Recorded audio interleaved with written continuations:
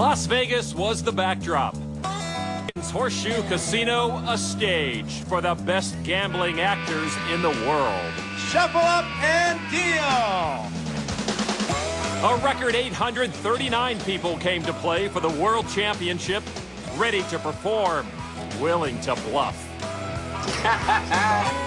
But deception is a dangerous business. Be careful. Join us now as we look back at the best bluffs from the 2003 World Series of Poker. We begin on day one with last year's fluke champion, Robert Varconi, facing off against former champion and one of the most feared players on the planet, Scotty Wynn. In 2002, Lon, when Varconi won, he didn't feel the need to bluff all that much. He was getting great cards. But here on day one, defending his title, he bluffed, and bluffed quite well. The flop comes King, Jack, 2. 2 jacks now for Scotty. Scotty way ahead at this point of the hand. Wow, Varconi with a stone-cold bluff, Lon. He's got nothing, and he's coming out with 1,600. He does not want to see Scotty call.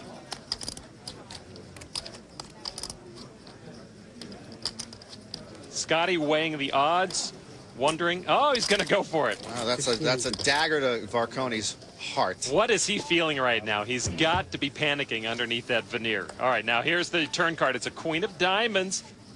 Actually, at this point of the hand, there is no card Varconi can draw on the river which will allow him to win the hand. And they both check on the turn. He is drawing dead going into the river. It's a 4 of hearts. Now it's up to Varconi. How deep does he want to go? Oh, wow. He has found the poker courage, the poker heart, to fire another bullet. He's just bet 3,000 on nothing. He's got less than nothing.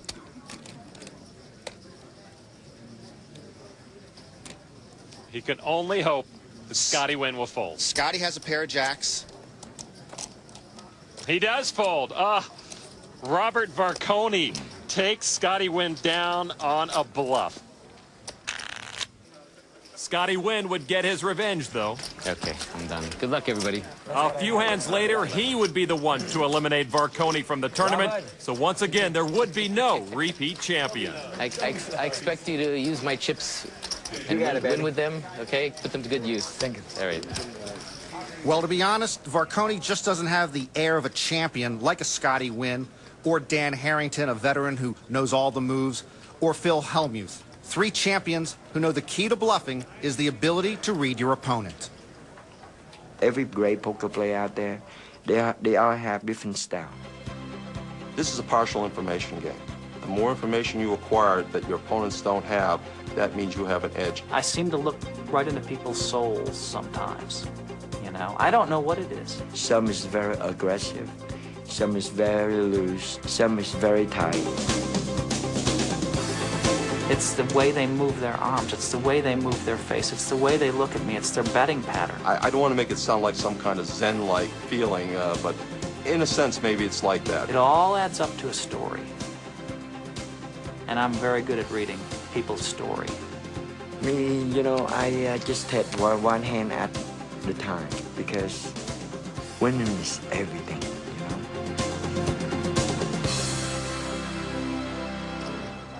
You know, bluffing is not for just when you have nothing. Sometimes you want to just intimidate your opponent, or you want to make your opponent think that indeed you have everything. And former champion Phil Hellmuth did this quite masterfully on day 2 in this hand against Tony D. 15. And Tony does come back over the top of Phil. He's in command of the hand. He has 3 jacks. Phil just with 2 pair. And that is going to force Phil out of his seat. Yeah, well, Phil pretty much likes to be the table captain. He likes to be the intimidator, the man who controls the action. So he stands up, hitches the belt, says, what, you going to raise me? Maybe now I'm going to fold. Who knows? Only a 7 on the river would give Phil Hellmuth a victory here. That would give him a 7's full house over jacks. When Phil asks that question, it's another one of his favorite intimidation maneuvers. 40 some, almost 45, 40 to 45. You want me to count?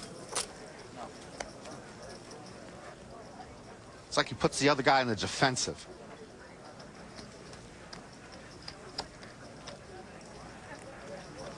I'm raising. Oh, Wow. that is a gutsy play from Phil Hellmuth. He apparently is putting Tony D on a draw of some type, or maybe he thinks Tony D is bluffing because he's raising into the much better hand. The action to Tony D now. And he throws away 3 jacks and a $60,000 pot. We begin with a hand against Sam Farha, picking up the action after the flop with Farha in a commanding position. We go to the turn card. It's a queen. That's a long shot considering there were already at least two queens gone. And that makes Sammy Farha a big favorite now as he gets a pair of queens and Scotty Wynn still just with ace high. So Sammy Farha going to bet 30,000, and it's to Scotty Wynn. Scotty will call, and he's going to need an ace on the river. Nope, it's a 3 of clubs. And you see the check mark. Farha has the best hand should they both stay in it. And he has bet quickly.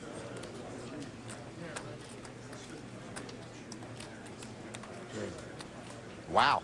Oh, it goes from 181 to 241, the pot size. And a bold move by Scotty Wynn. He's trying to buy the pot right now. He just has ace high, and he's hoping to drive out Sammy Farha with that raise.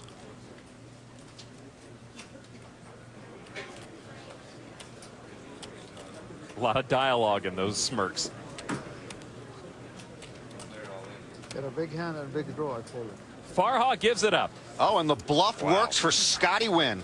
And Scotty shows his hand to the crowd. Your hand cannot beat this. What is it? Don't show. Oh, but he doesn't want Sammy Farha to see his cards. Not a player is different. All right, Scotty. We're going to war, buddy. We're going to war.